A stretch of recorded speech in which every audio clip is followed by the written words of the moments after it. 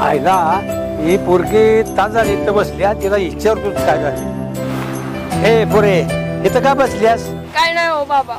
हे बघ तू माझ्या लेकीसारखी आहेस, उठ जरा. काय झालंय ती सांग मला. अहो बाबा, एक पोरग होत, त्यासाठी मी घरदार सोडून आली, त्याच्यावर जीवपाड प्रेम केलं. आई बाबांना सुद्धा सोडलं आणि ती पोरग म्हणतंय मी टाइमपास केला. पोरे 2 वर्ष प्रेमासाठी घर सोडून आलीस, 18 वर्ष आई बाप्पा सांभाळली, त्याचं काय ग?